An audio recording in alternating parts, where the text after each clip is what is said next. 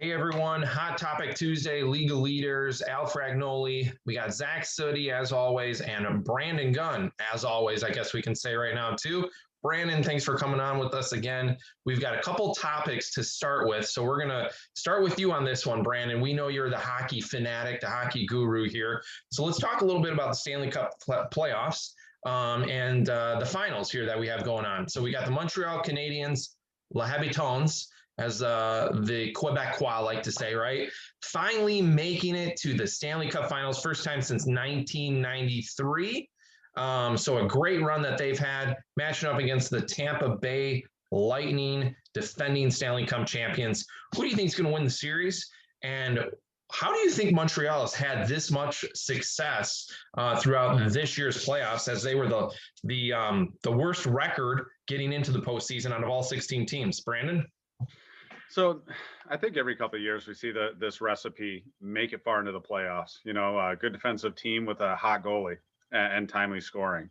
I think that's as simple as it is. I think that they have all of those things playing out. And in doing so, they've been able to shut down teams like Toronto and the Vegas offense. And Carey Price is just playing out of his mind. And I think that that's what they've been doing. And it's been working well. Now, whether or not it's good for hockey, I think it is. I love the parity portion of hockey. I think it's a great, unique thing that they have, where it's not just chalk and, you know, you can look at the bracket and know who's going to be in the finals.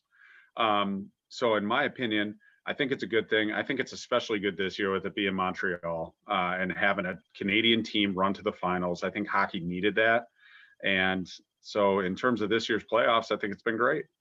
What do you think, Zach? Yeah, I agree. I think it's great to have a Canadian team in the finals.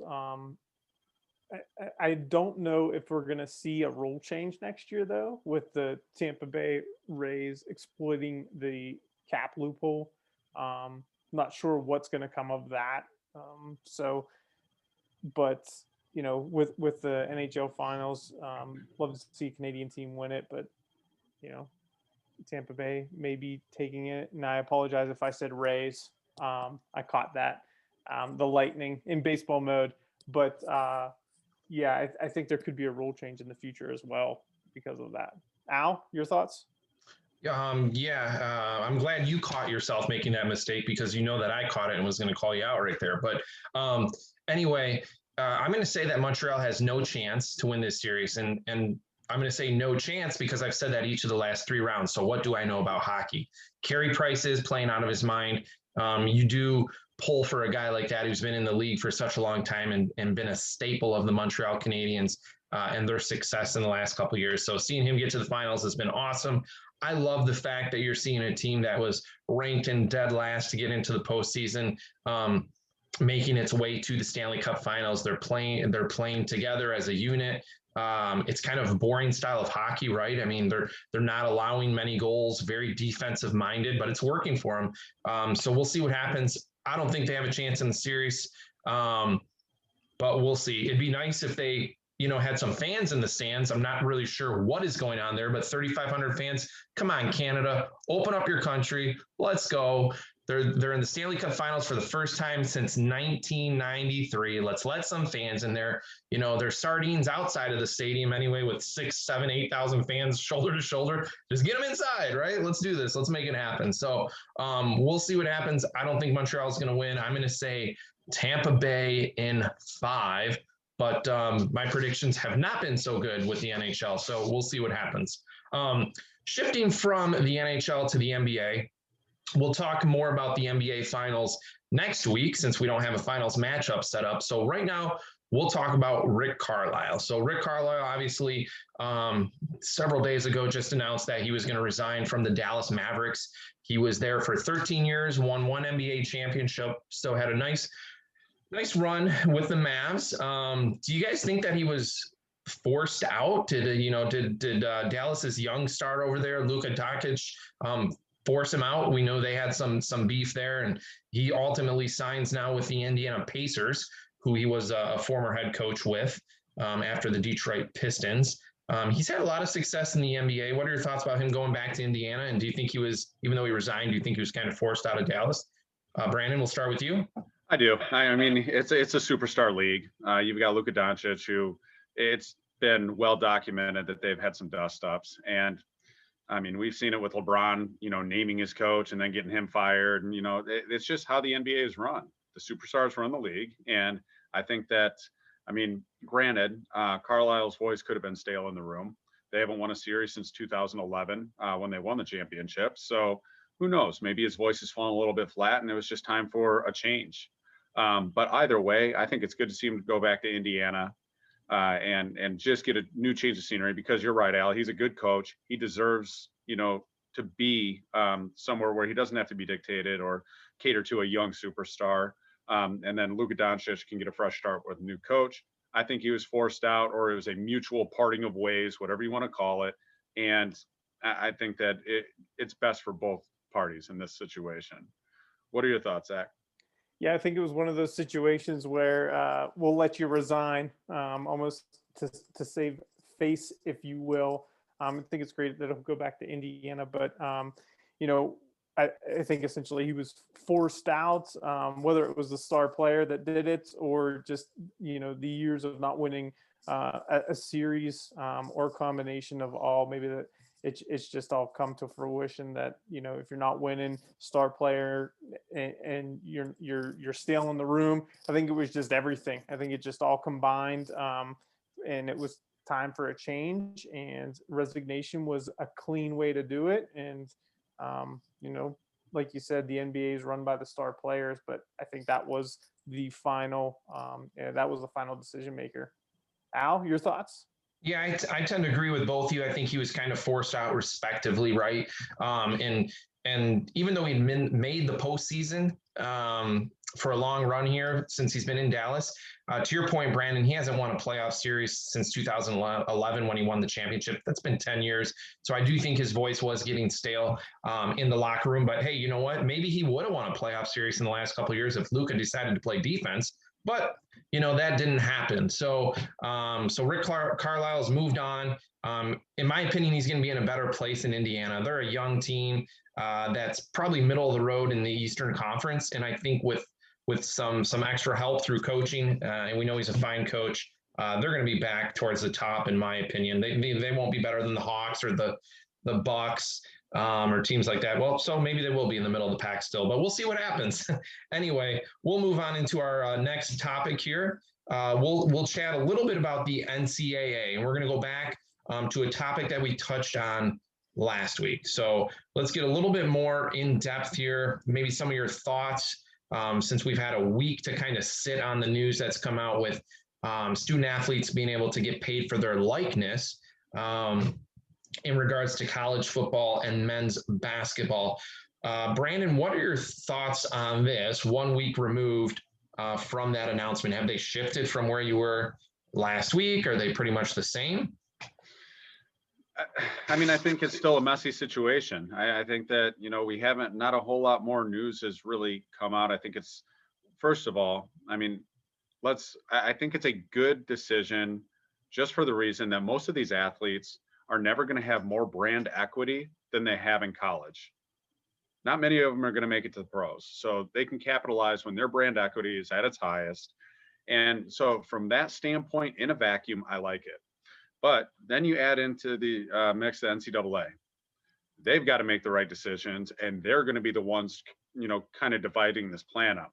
Who knows what they're going to do? We've seen them.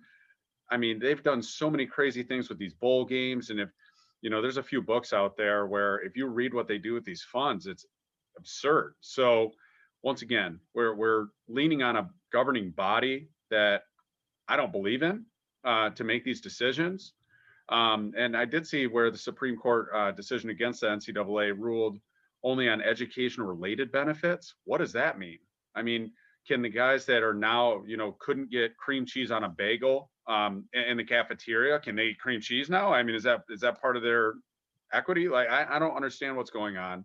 I guess I still want to see more information before I can really fully wrap my head around what's going on. Is it going to be boosters that are funding this? If so, are we going to have the have and have nots of college football? I mean, I guess for me, there's still so many moving parts, and I hope they do it right by the athletes.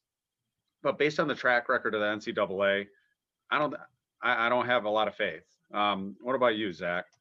I agree. I don't have a lot of faith either. I think, you know, players have been getting paid for their likeness behind the scenes. We all know that. This has not been something that just came out of nowhere. It's becoming just, now trying to be regulated by the NCAA.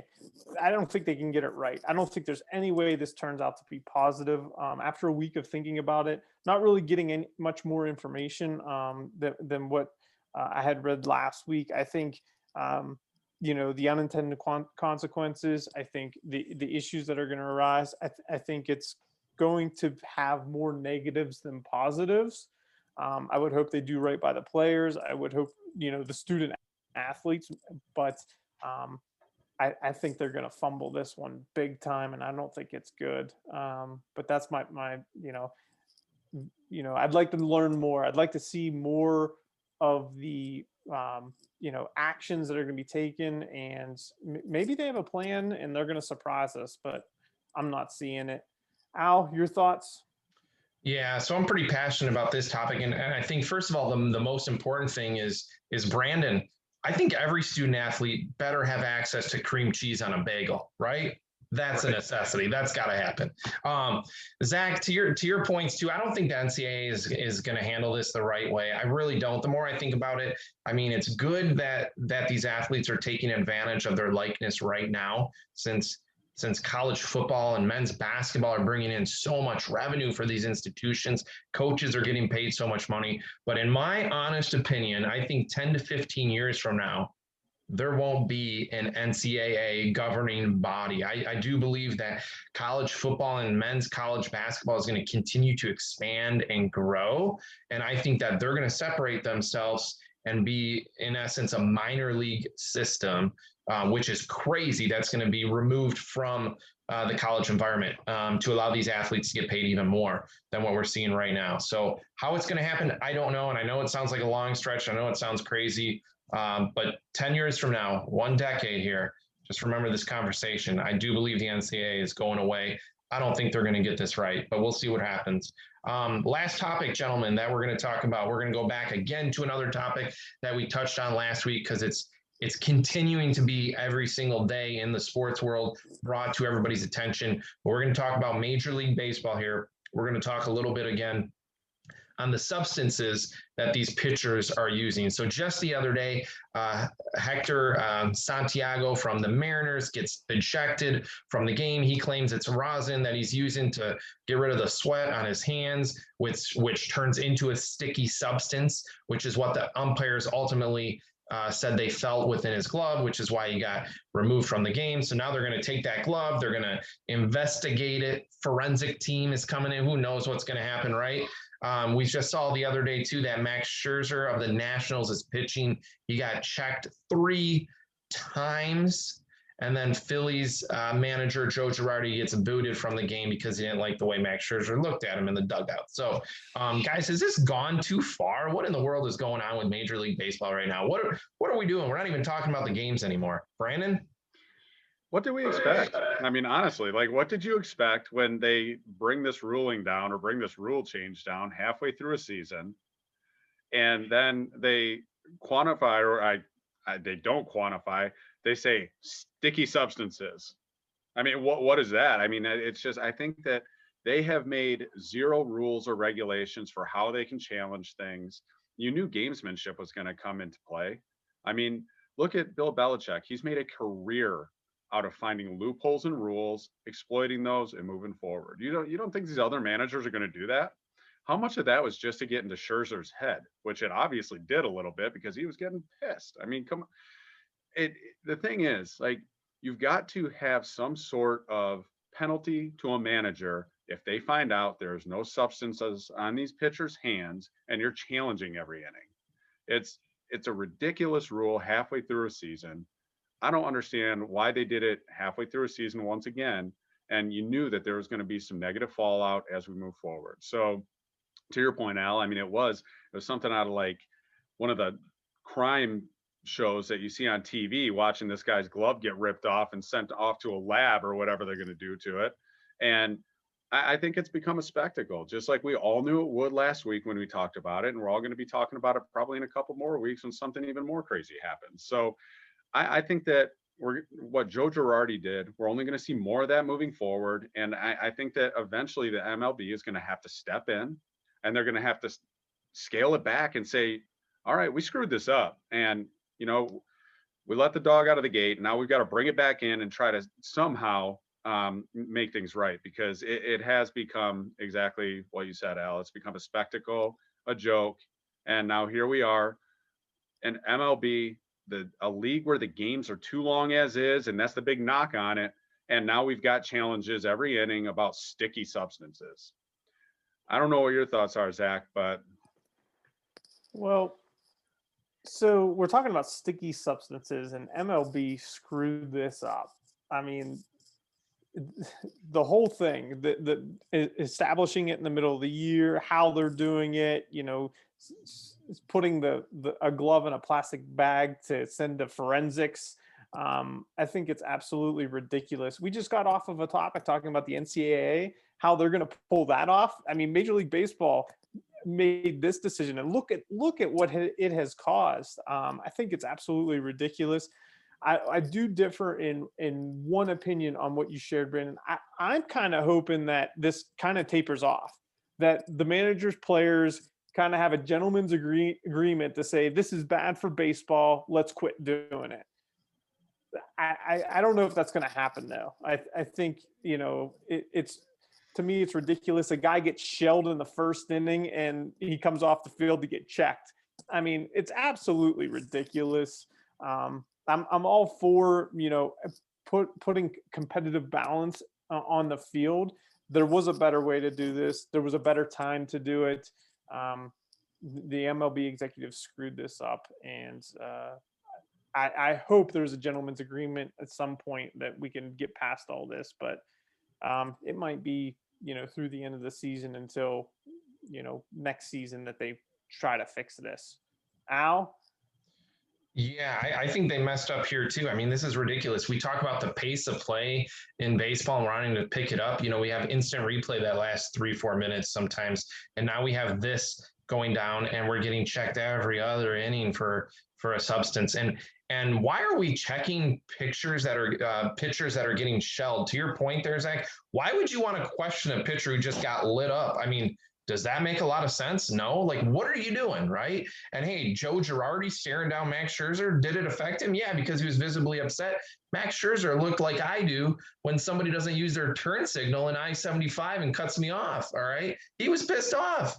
So, you know, I hope that MLB gets it right, moves on. Let's forget about this. And Brandon, I think you brought up the fact that it was done in the middle of the season. So odd. Why are you doing this in the middle of the year? You've known this stuff has been going on for years. We obviously don't want cheating. We want not an unfair advantage for these pitchers and teams, but why are we doing this in the middle of the year? Makes no sense to me. Not sure what's going on. I don't know what MLB is doing. I don't know what the NCAA is doing. All I know is the NHL is doing something right. So anyway, gentlemen, great topics tonight. We hope everybody enjoyed our Hot Topic Tuesday. We hope that everybody tunes in this upcoming Sunday as we are joined by Trevor Maloney, who is an intelligent leadership executive coach with ILEC. He's a motivational speaker.